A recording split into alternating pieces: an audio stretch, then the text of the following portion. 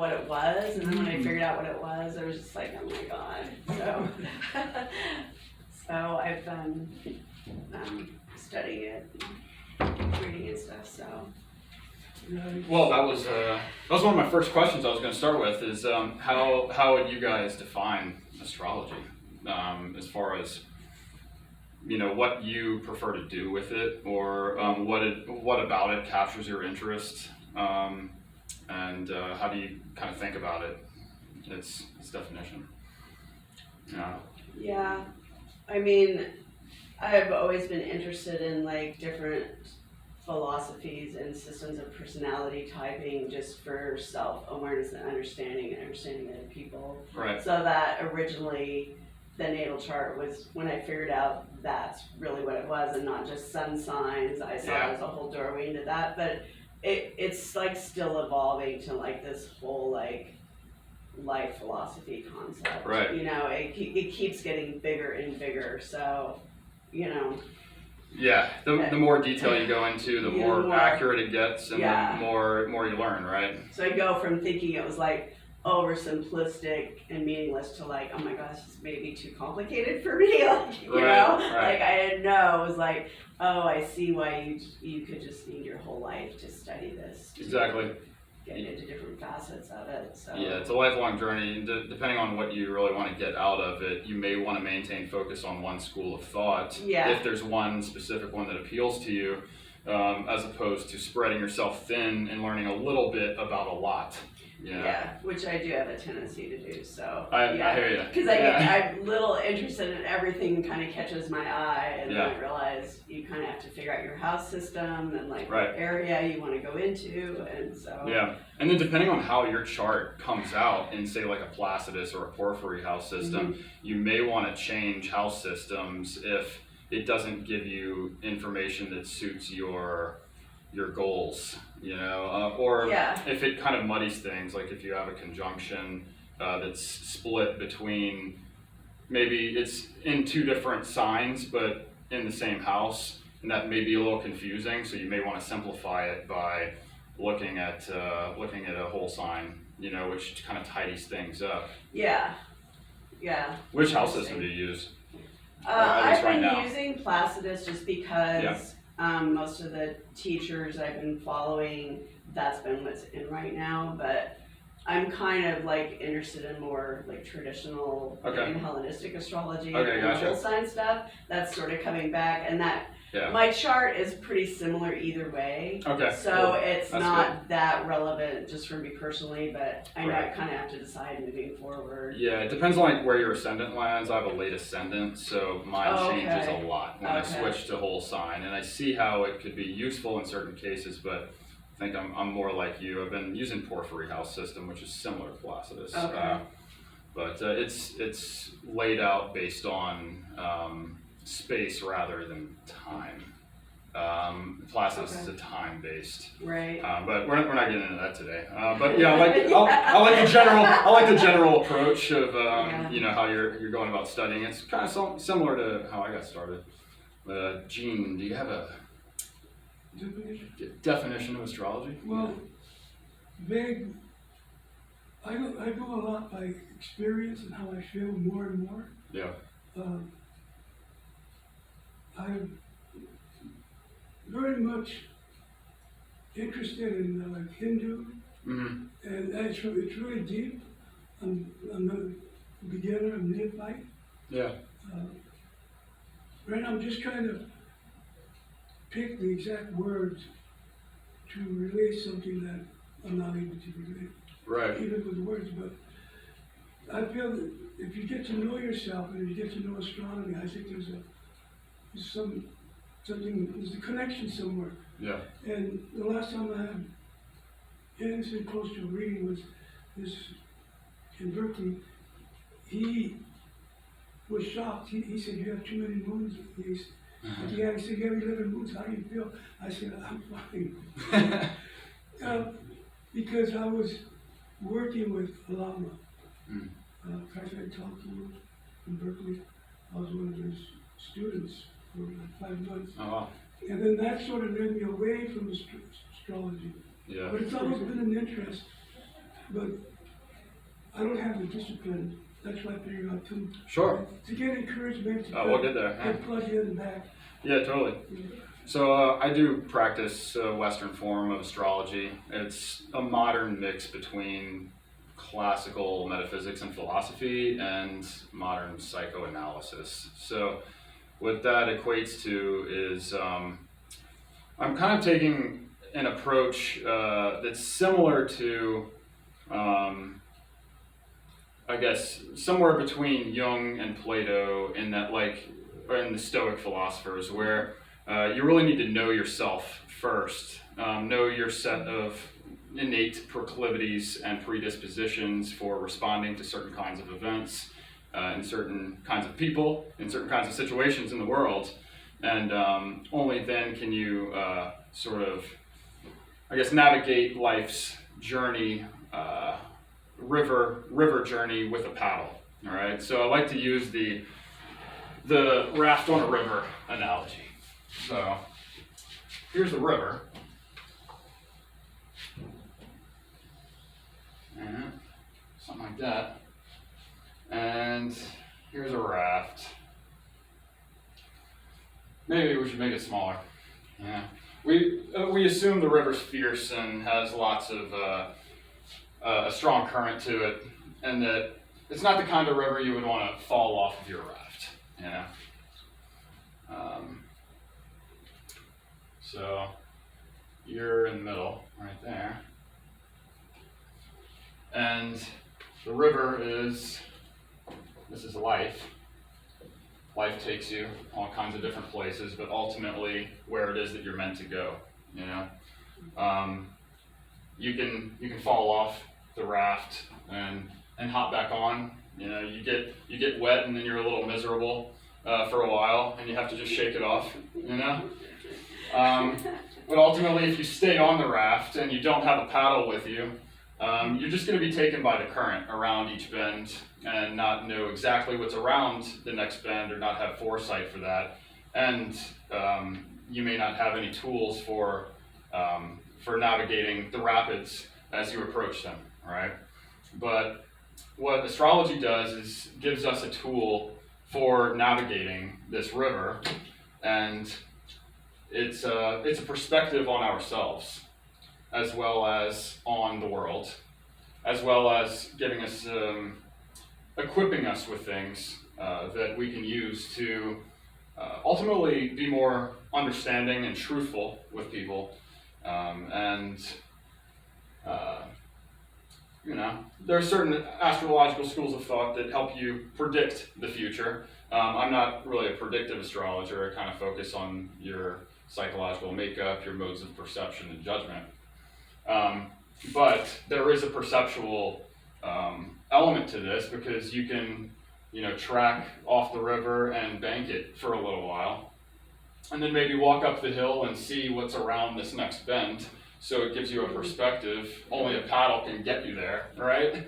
You may end up there accidentally through some accident. You may have a crash on the bank, and then you have a new perspective because you're not being taken by the current anymore. Life comes to a standstill in the face of crisis, it seems, right? But then you have to rebuild your raft, you know, or mend it, and that takes some effort. And then you have to get back on the river at some point and continue down your journey. You know, you don't really have a choice about that. So I don't like to take too deterministic an approach to how life works, but there is something somewhat deterministic about the fact that there are only a select few paths we can take given our astrological, psychological makeup. But there are a million ways we can go about doing that, you know. We can choose where we get off and kind of step outside of ourselves or off our raft, off our vehicle, and observe what's to come, or to observe ourselves without having to worry about survival, you know. So it's just a little imagery that I like to use. Analogies for explaining life and what astrology does. Yeah, cool, thank you. Yeah. And to give you a little bit of background on me and how I got here, it's a little similar to your style of interest in that I've always been interested in, well, why am I different? Why does everyone kind of see things differently? But often we come to the same conclusions about things, and that we can agree with some reasonable certainty that some things are true and other things are false, and that we're doing our best to sort that out, And so I did get into other personality systems early on. When I was 19 or so, I got into Myers-Briggs, and it was interesting. Myers-Briggs gives you a, if either of you not familiar with Myers-Briggs? No. Yeah, Would you? somewhat. Well, Maslow? about like, not Maslow, it stems more from Jungian psychology. Yeah, Carl Jung came up with these things called cognitive functions. They're modes of perception and judgment. And when you put those together in a certain order, you get a type, like INFP would be one, ESTJ would be another, introverted, intuitive, feeling, perceiving personality, extroverted, sensing, thinking, judging personality. They seem opposite, but they actually have a few things in common. But anyway, not to get into that too deeply. Jung came up with these cognitive functions which equate to these types, and he was very wary about people taking that and formulating a system of psychology, like a closed system for understanding the human personality. And he even wrote it in the intro to his book, Personality Type, in which he describes the different modes of perception and judgment. And he warned you. He was like, look, I understand the human tendency to box things in, to create a framework of understanding reality or ourselves that is more limiting than liberating. And so that's kind of what Myers-Briggs does. It kind of sandwiches everyone into one of 16 personality types. And really it has a very useful scope of application, and that is mostly in business, I think. Myers-Briggs is good in business because it tells you about how you take in information and how you make judgments on the basis of that information. And that's really all it does well. So obviously astrology has tools for that, but it has tools for understanding lots of other aspects of our personality as well. So I was into Myers-Briggs for a while, and the deeper I got into it, the more I saw how there was much more variability among personalities within each type than there was among the 16 types. So what I was searching for is an open system, one that doesn't close you in, because in Myers-Briggs, the deeper you go into that inquiry, the less accurate it really becomes for the individual, because it only describes two things: your modes of perception, your modes of judgment. So I went through a few other, personality systems. Big Five, the 5-factor model, is the most common in academic, research in psychology, and it kind of has the same problem, where you're given a place on the percentile range of each cardinal personality trait, and you don't. It's kind of framing the human temperament as if there's not much more to it than those 5 cardinal personality traits. And I think there's a lot more to the human personality than that, and there are only so many combinations of percentile points on each of those 5 scales that you can come up with. It's not an unlimited range, whereas an astrological birth chart is unique for each individual, and it gives us unique information and combinations of insights using the aspects and everything. I'll talk about aspects later. But so I kind of put astrology on the back burner for a while, thinking like, I got caught up in the materialistic, mechanistic question of like, how is it that there is some connection between where Venus is in the sky at the time of your birth and what impact that actually has on your social and sensual and romantic and creative personality, you know? Like, how is it that there's a connection? And so I started studying philosophy as an undergrad, and I very quickly read a lot of materialist literature and did not resonate with it at all. And so materialism is the philosophy in which you believe that matter, observable matter and energy, is the basis of everything that exists. Everything that we can consider to be real is measurable by mathematics and the tools of science, and that we have really nothing more to us than the stuff in this body, in our brain functions, etc. So one thing that a lot of personality researchers get caught up in academia anyway, is that they're trying to look for or limit personality to brain functions as they relate to the 5 cardinal personality traits in Big 5. But they've had very limited success in that. So I'm always looking for an open system using something beyond the physical, because when I read that materialist literature and philosophy, I was like, well, you know, science isn't a belief system. It's a tool. It's a method of inquiry, you know?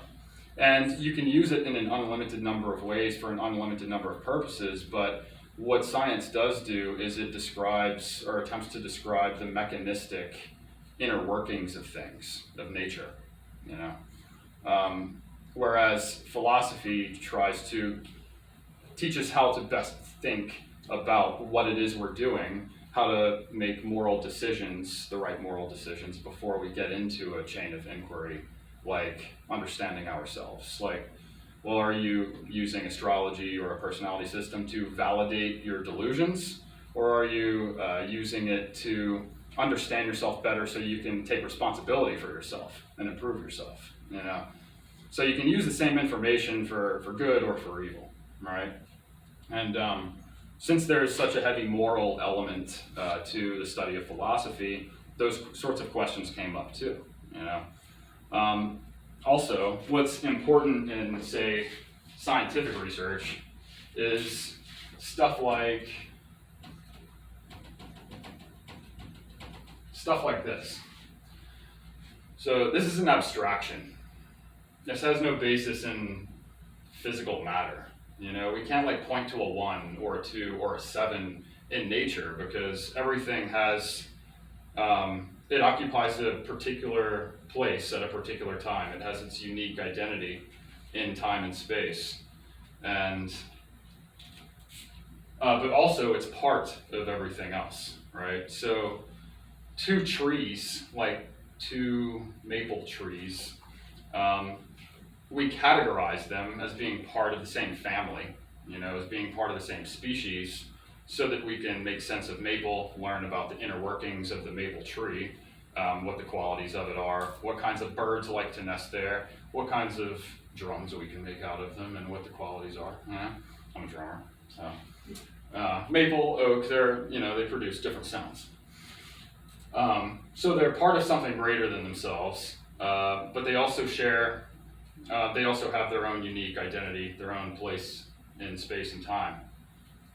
And so materialism as a philosophy can't account for mathematics, because that doesn't have its foundation in matter, in stuff.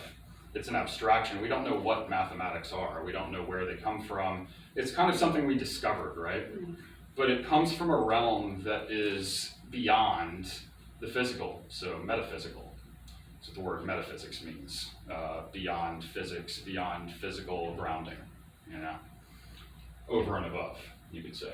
And I do think that the realm of abstraction, and that includes, you know, symbols and abstractions that we have in astrology, gives form to the physical. It's somewhere over and above 1 + 1 = 2 can allow us to make sense of, how many quarters we need to start a pool game, which is kind of a physical thing. But then the activity itself is the thing we're actually participating in. It's not just about mindlessly making a stick hit a ball and go into a pocket. You actually have a goal there, right? So where do things like goals come from?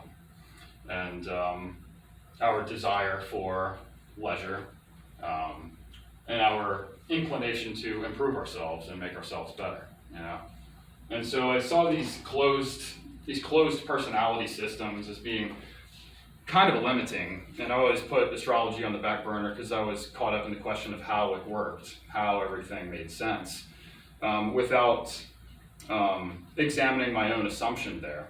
But then I learned to over time, and astrology just kind of came back to haunt me as the system that I've been looking for all along for understanding human personality, because although that river seems kind of narrow, there are a million different ways we can navigate it. There are a million different stops we can make, really unlimited.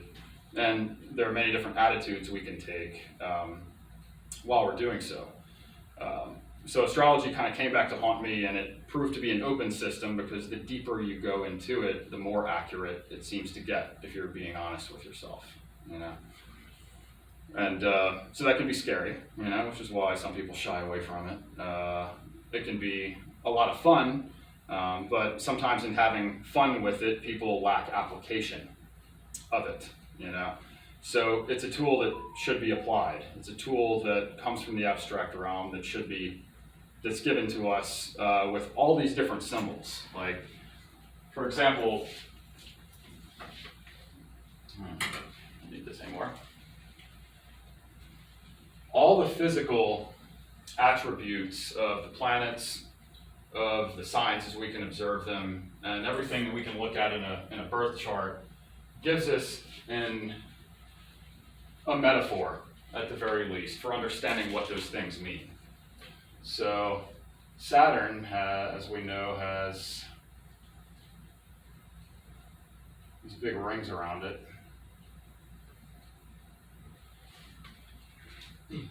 It's kind of far out there, not too far out, I do consider the outer planets, not as much as the inner planets, but since I practice Western. But Saturn is sort of a paternal figure, a father figure in the zodiac, but really more a wise old grandfather. The sun is thought of as more of a father planet, and Saturn is more of the grandfather planet. But Saturn represents how we discipline ourselves, how we set boundaries around disciplining ourselves to protect ourselves, how we set boundaries around conceptual frameworks, how we understand things. Saturn is a old kind of like karmic grandfather who only speaks truth, whereas Venus is about like what you like and kind of like following your whimsical nature and your fun-loving nature and your preferences and things like that. It doesn't have much to say about what's true for one and for all. Venus is a personal planet, which means it's like, well, I like this kind of food over that kind of food because that's true for me. It's according to my preferences. I like this kind of romantic partner because that's the kind of person I have fun with, But Saturn gives structure to things that are a little larger. It's a bigger planet, and it protects itself in physical space. It actually has rings around it, right? Which kind of represent the fence that a grandfather has around his fortress, his family empire that he's built, that he's trying to protect. And so it has a lot of karmic significance because, you don't question things your grandfather says. You just assume he knows what he's talking about, right? Hey, sometimes he doesn't, maybe, but perhaps we'll never know until we're his age, And then Jupiter is kind of similar but more expansive. You know, it's bigger. It has a tiny ring around it. Has lots of planets or lots of moons surrounding it. You know. One of those planets has, they say you could put in 300 Earths. Is that Jupiter? I'm not sure. Well, Jupiter is big enough to contain Yeah. all of the planets in the solar system at once. It puts out a lot more energy than it takes in.